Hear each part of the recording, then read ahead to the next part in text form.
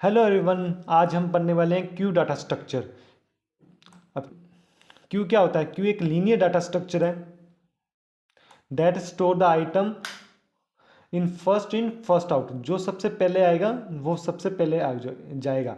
ये इसी प्रॉपर्टी पे काम करता है, first in first out. The queue is the least recent element item in the remove first. तो वो बोल रहा है कि जो सबसे सबसे पहले जो आइटम हमने इंसर्ट किया है क्यू में, वो सबसे पहले रिमूव होगा। जैसे ये हमने क्यू लिया, हमने इसमें सबसे पहले 2 डाला, फिर 3 डाला, फिर 4 डाला, फिर 5 और फिर 6। अब रिमूव जब क्यू से बाहर निकालना होगा एलिमेंट, जैसे पॉप करना होगा, तो हमें सबसे पहले 2 को करेंगे, फिर 3 को करेंगे, फिर 4 को करेंगे और फिर 5 को करेंगे और फिर लास्ट में 6 को करेंगे। इसे अब इस जो पॉप करने की जो प्रोसेस होते हैं उसे डी क्यू कहते हैं हम। जो इनकोड मतलब इसमें जो एलिमेंट डालते हैं, जैसे इसमें 7 डाला तो इस प्रोसेस को हम क्या कहते हैं? इनक्यूड। और रेयर और फ्रंट क्या होते हैं? जो रेयर के फ्रंट होता है, जो सबसे पहले एलिमेंट होता है ना क्यू का, जैसे इसमें 2 है वो रेयर फ्रंट होगा, और जो सबसे लास्ट में होगा जैसे इसमें 7 है वो सबसे रेयर होगा। ये एक ही प्रॉपर्टी पे काम करता है, फर्स्ट इन फर्स्ट आउट। जिसमें स्टैक था, जैसे स्टैक के साथ कंपेयर करें तो स्टैक में क्या था? स्टैक में वो था कि सबसे जो लास्ट में एलिमेंट आएगा वो सबसे पहले जाएगा, वो लास्ट इन फर्स्ट आउट पे काम करता था। और क्यू किस पे करता है? फर्स्ट इन फर्स्ट आउट पे। तो ये इसके बेसिक ऑपरेशंस, जैसे बेसिक ऑपरेशन में इन क्यू, डी क्यू और फ्रंट और रेयर आता है। जैसे ये क्यू है जिसमें सबसे पहले क्या आया? 2 आया, फिर इसमें 3 आया, फिर 4 आया, फिर 5 आया, फिर 6 और फिर 7 और फिर 8। जैसे रिमूव करना स्टार्ट किया तो उसमें सबसे पहले 2 किया और फिर 3 करेंगे, फिर 4 करेंगे, फिर 5 करेंगे, फिर 6 करेंगे। इंक्लूड क्या होता है? इंक्लूड होता है कि add element to the queue. कोई एलिमेंट है क्यू में ऐड करना, जैसे इसमें 9 ऐड करेंगे तो इसमें 9 ऐड होगा।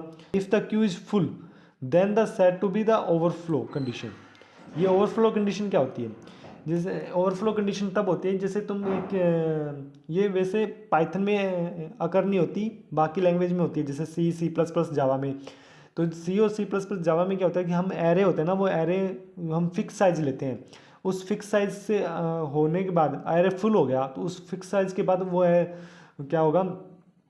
एलिमेंट उसमें पुश करना स्टार्ट करेंगे, तो उसमें स्पेस तो है नहीं, फिर भी हम पुश कर रहे हैं, तो इंक्लूड कर रहे हैं। तो इसमें क्या होगा? ओवरफ्लो कंडीशन क्या होगी? क्योंकि इसमें एम्प्टी था नहीं, फिर भी हम पुश करने की कोशिश, फुल होने के बाद भी हम उसमें एलिमेंट फुल करने की कोशिश करेंगे। जैसे पानी का गिलास लेते हैं, उसमें फुल करने के बाद और पानी डालोगे तो नहीं डलेगा ना, तो वो ओवरफ्लो कंडीशन होती है। क्योंकि पानी बाहर निकलने जाता है उसे ओवरफ्लो कंडीशन, तो पानी ओवरफ्लो होने लग जाता है। तो याद रखो ओवरफ्लो कंडीशन, उसमें और एलिमेंट नहीं आ सकता। तो ये पाइथन में नहीं अकर होता, क्यों? पाइथन में जो लिस्ट होती है ना वो डायनेमिक होती है, मतलब उसका साइज अपने आप कम ज़्यादा होता रहता है। अब तुम एक एलिमेंट ऐड करोगे तो 1 2 3 4 जैसे में इसमें होता है, अपने आप उसका साइज बढ़ता रहता है। उसमें ओवरफ्लो कंडीशन कभी अकर होती नहीं है। ये बाकी ओवरफ्लो कंडीशन होता है वो बाकी लैंग्वेज में अकर होती है, जैसे सी प्लस प्लस और जावा में। अब जैसे डी क्यू कहता है, remove an element from the queue. कोई भी एलिमेंट है जो क्यू से रिमूव करना है उसको हम डी क्यू कहते हैं। Item is pop in the same order in which they push. If the queue is empty then they set to be underflow. एक ये भी है कंडीशन, अंडरफ्लो। पहले ये आता है कि जो एलिमेंट इसमें जो जिस ऑर्डर में पुश हुए ना उसी ऑर्डर में रिमूव होंगे। जैसे इसमें 2 है, जो सबसे पहले आया था तो सबसे पहले बाहर जाएगा, फिर इसमें 3 आया था तो 3 बाहर जाएगा, 4 आएगा 4 बाहर जाएगा, 5 आएगा तो 5 बाहर जाएगा। तो इसके मतलब एक सीक्वेंस में सब बाहर जाएंगे। जी, बस स्टैक में क्या होता था? जो सबसे लास्ट में आता था ना वो बाहर जाता था। जैसे ये क्यू लेते हैं एक अपने, जिसमें सबसे पहले 1 आया, फिर 2 आया, फिर 3 आया और फिर 4 आया। तो इसमें क्या हुआ? जो सबसे पहले आया वो बाहर गया, किसमें? क्यू में। पर स्टैक में क्या होता था? जो सबसे लास्ट में है ना वो सबसे पहले जाता था, स्टैक में ये होता था। पर क्यू में सबसे पहले जो आया है वो ही बाहर जाएगा। अब बात करते हैं अंडरफ्लो की। जैसे ये भी उसमें अकर होता है बाकी लैंग्वेज में। जैसे अब अंडर कंडीशन क्या होता है? तुम्हारा क्यू एम्प्टी है, अब इसमें से तुम कोई एलिमेंट रिमूव करना चाहोगे तो कैसे हो जाएगा? क्योंकि कोई एलिमेंट है ही नहीं तो कहाँ से रिमूव होगा? जैसे पानी का गिलास है तो वो ऑलमोस्ट खाली है, तो उसमें से पानी कहाँ से आएगा? तो वही है ना, अंडरफ्लो कंडीशन है कि उसमें है ही नहीं तो कहाँ से रिमूव करोगे, तो उसे अंडरफ्लो कंडीशन कहते हैं। और फंड क्या होता है, जो सबसे पहले फंड क्या होता है, फंड वो जो सबसे पहले जो एलिमेंट है, जैसे इसमें 1 है, इसमें 2 है, वो फंड कहते हैं। और जो सबसे लास्ट में जैसे इसमें 4 है, तो इसमें सबसे लास्ट में 4 है, तो हम क्या करें, इसे रेयर कहते हैं। और इसमें सबसे लास्ट में कौन सा 9, पर ये इनपुट नहीं हुआ, पर मान लेते हैं कि अगर पाइथन में होगा तो यहाँ 9 आएगा, तो ये सबसे लास्ट में, तो ये रेयर होगा। अब इसकी बात कर लें टाइम कॉम्प्लेक्सिटी। तो इसमें टाइम कॉम्प्लेक्सिटी तीनों चारों ऑपरेशन में टाइम कॉम्प्लेक्सिटी कितनी लगती है, 1 लगती है, कांस्टेंट लगती है। क्यों? क्योंकि एक कोई एरे में या लिस्ट में कोई एलिमेंट पुश करना है, तो वो क्या होगा, एक कांस्टेंट ऑपरेशन ही है, तो एक पुश करना और कांस्टेंट टाइम में ही आपका करोगा। जैसे डी क्यू का है, कोई एक एलिमेंट रिमूव करना है, तो और कोई ऑपरेशन परफॉर्म ही नहीं किया, हमने पॉप ऑपरेशन परफॉर्म किया, तो इसमें अपने आप 1 लगा। और फंड और रेयर में मतलब फर्स्ट एलिमेंट गेट करने के लिए हमें कौन सा लगा, एक ही ऑपरेशन लगा फंड। और रेयर एलिमेंट गेट करने के लिए हमें क्या, एक ही ऑपरेशन लगा, तो रेयर। तो अब इसका चलो हम कोड कर लेते हैं। कोड में अब क्या करना है, तो जैसे स्टैक में हमने क्या किया, पहले हम फंक्शन बनाए थे, पहले हम फंक्शन बनाए क्रिएट क्यू, ये फंक्शन बनाया। क्या होगा, पहले हमें क्यू क्रिएट करके देगा, क्यू इक्वल्स टू लिस्ट, और जो हमें रिटर्न कर देगा। तो इसमें हमने क्या क्या कर रहे हैं, पहले हम क्यू क्रिएट करते हैं, फिर HMT, in Q, D Q, font, rare और डिस्प्ले, ये वाले फंक्शन हम फंक्शन कॉल कराते हैं। जैसे क्यू कॉल कराया, उसमें हमने क्या रिटर्न कराया, क्रिएट क्यू, इसने हमें रिटर्न कर दिया क्यू। उसके बाद हमने क्या किया, इज एम्प्टी है या नहीं चेक कर लेते हैं, फिर चेक करते हैं इज एम्प्टी है या नहीं, चेक एम्प्टी। तो इसमें हमें क्या करते हैं, इज एम्प्टी क्वेश्चन फंक्शन को कॉल करते हैं। इसमें हमने क्या पास किया, पहले क्यू पास किया, क्योंकि क्यू को चेक करना है हमें। तो अब देखते हैं यहाँ, तो क्या किया, क्यू लिखा, क्योंकि ये आर्ग्यूमेंट हमने पास किया पैरामीटर्स, और फिर रिटर्न करा दिया हमने length of queue equals to 0। ये लाइन क्या रिटर्न कर दिया है, ये बता रही है कि अगर लेंथ क्यू की 0 होगी, क्योंकि एम्प्टी होगा तो उसकी लेंथ 0 होगी, अगर हुई तो ये ट्रू रिटर्न करेगा, नहीं तो फॉल्स रिटर्न करेगा। चलो हम चेक करके देख लेते हैं, पहले प्रिंट ही कर लेते हैं। अभी तो क्यू एम्प्टी है, तो हमें क्या रिटर्न करना चाहिए, इसको ट्रू रिटर्न करना चाहिए। ये लो, इसने ट्रू रिटर्न किया। चलो अब इसमें अब इसको इनपुट करते हैं, इसमें क्यू में डालते हैं। तो क्यू में डालने के लिए फंक्शन कौन सा था, इन क्यू, तो पहले इसको कॉल कर लेते हैं इन। उसके अंदर क्या डालना है, पहले क्यू डालना है, और उसके साथ कौन सी वैल्यू डालनी है, हमने डालते हैं 4 डाल लेते हैं। तो यहाँ क्या होगा,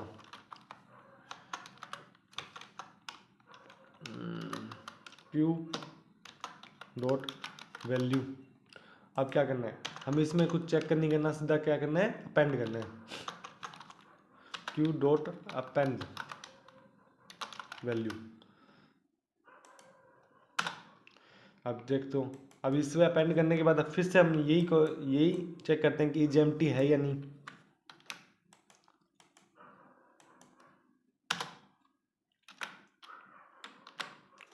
अब देखते हैं क्या आंसर आता है, फॉल्स।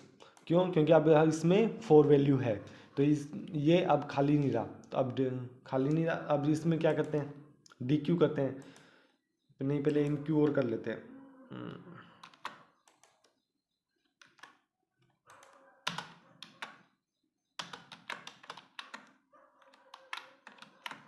इसमें वैल्यू चेंज कर लेते हैं, 6, 7 और 8। अब इसको पहले प्रिंट वाला ही कर लेते हैं, पहले प्रिंट वाला फंक्शन कॉल करते हैं, इसको पहले कमेंट करते हैं, और अब करते हैं फंक्शन डिस्प्ले वाला, फंक्शन डिस्प्ले, जिसके अंदर हमेशा क्यू जाएगा, और यहाँ क्या करेगा, क्यू फंक्शन पैरामीटर आया और इसे प्रिंट करा दिया हमने क्यू को। अब देखते हैं क्या प्रिंट करता है ये, देखो 4 5 6 7 8, ये हमारा क्यू है 4 5 6 7 8 क्यू आ गया। अब इसमें से डी क्यू करते हैं, मतलब इसमें से रिमूव करना स्टार्ट करते हैं। तो देखते हैं रिमूव करने का क्या था, D Q, D Q function, जिसके अंदर हमने पहले क्यू ही पास होगा क्योंकि हमें इसमें कुछ और नहीं पास करना होता।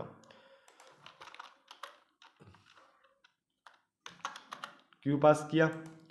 अब इसमें पहले सबसे पहले हमें चेक करना पड़ता है कि इज एम्प्टी है या नहीं। अगर क्यू एम्प्टी हुआ तो इसमें से रिमूव नहीं होगा, तो अंडरफ्लो की कंडीशन आ जाएगी। तो हम ये चेक करते हैं is if is empty Q. पहले चेक किया कि वो एम्प्टी है नहीं, हमने इज एम्प्टी वाला जो फंक्शन था वो कॉल कर लिया। अब अगर ये ट्रू रिटर्न करता है तो ये एफ कंडीशन ट्रू हो जाएगी। अगर इफ एम्प्टी है तो रिटर्न कर दे, क्या रिटर्न कर दे एम्प्टी, एम्प्टी क्यू। और यू कैसे, और तुम कह सकते हो कि ये अंडरफ्लो की कंडीशन है, तो लिख सकते हो अंडर फ्लो कंडीशन। ठीक है, अगर ये कंडीशन ट्रू नहीं होती तो क्या कर दो, एल्स रिटर्न कर दो। क्या क्या रिटर्न करवाना है हमें, तो हमें डी क्यू में रिमूव कराना है ना, तो कौन सा रिमूव होगा, वो पॉप 0। अब इसमें 4 रिटर्न होगा, 4 पॉप होगा। तो पहले जो स्टैक में हम क्या करते थे, स्टैक में हम 8 रिटर्न, जो सबसे लास्ट में आता था वो सबसे पहले रिमूव करते थे। और इसमें क्यू में क्या होगा, जो भी सबसे पहले आएगा, सबसे पहले क्या आया 4 आया, वो रिमूव होगा। तो हमने 0th इंडेक्स वाले को पॉप कर दिया। अब जैसे इसको डी क्यू करते हैं, ये क्या रिटर्न करेगा, जो पॉप एलिमेंट है ना वो रिटर्न करेगा, क्योंकि एक बार देखने के लिए कि कौन सा एलिमेंट पॉप हुआ है तो मैंने इसको रिटर्न करवाया है। तो चेक कर लेंगे क्या है, प्रिंट कर लेते हैं। और फिर इसके बाद हमने ये लो, या अच्छा स्पेलिंग मिस्टेक होगी, प्रिंट। अब इसको रन करते हैं, ये लो 4 इसने ये वाला प्रिंट किया इस प्रिंट कंडीशन के, क्यों इसने 4 को रिमूव किया, उसके पास डिस्प्ले किया उसने क्यू, तो इसमें कौन सा बचे 5 6 7 8, ये वाले एलिमेंट बच गए। तो अगर मैं इसको कॉपी इतनी बार डी क्यू कर देता हूँ तो तब क्या आंसर आता है देख लेते हैं। इसने पहले 4 को रिटर्न किया, फिर 5 को किया, फिर 6 को किया, फिर 7 को किया, फिर 8 को। अब इसमें एम्प्टी है क्यू एम्प्टी है। अगर एक बार और मैंने इसको रन कर दिया तो क्या आएगा, ना 1 नहीं लगता है। अब देखो, अब इसने पहले 4 को रिमूव किया, फिर 5 को, फिर 6 को, फिर 7 को, फिर 8 को, फिर बताया कि क्यू इज एम्प्टी है, अंडरफ्लो कंडीशन है। फिर इसने एम्प्टी स्ट्रिंग क्या क्यू हमें बता दिया कि अब क्यू है वो एम्प्टी है। तो चलो इसको भी थोड़ा कमेंट करते हैं, इसमें से एक को रख लेते हैं। अब क्या करते हैं, फॉन्ट और रेयर, तो ये क्या करते हैं, ये सिर्फ हमें रिटर्न करेंगे फर्स्ट एलिमेंट और लास्ट एलिमेंट। क्या क्या है, क्यू कोमा 0th, जो हमारा जो सबसे पहले एलिमेंट है ना उसको रिटर्न कर दो, और जो सबसे लास्ट वाला है ना उसको रिटर्न कर दो -1। और इसमें क्यू पास होगा और इसमें भी क्यू पास होगा। अब इसमें प्रिंट करा देख लेते हैं, क्योंकि रिटर्न कर रहा है प्रिंट। और अब क्या होगा, फ्रंट,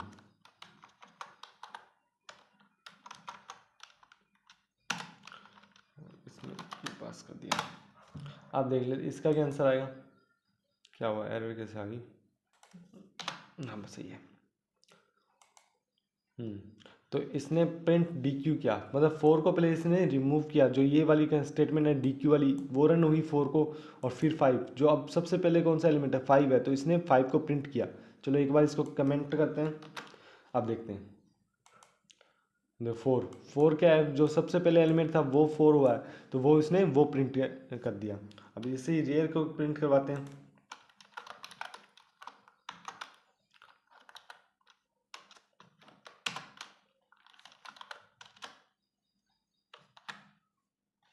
रेयर देखो 8 जो सबसे लास्ट में कौन सा एलिमेंट था, 8 था, और सबसे पहले कौन सा था, 4 था। ये तो उसने दोनों ने प्रिंट कर दिए। चलो क्यू में सिर्फ इतना ही है कि जो फर्स्ट आता है, जो सबसे पहले आएगा वो सबसे पहले जाएगा। तो ये सबसे सिंपल सी प्रॉपर्टी है इसकी क्यू की। अब क्वेश्चन प्रैक्टिस हम सेकंड वीडियो में करेंगे।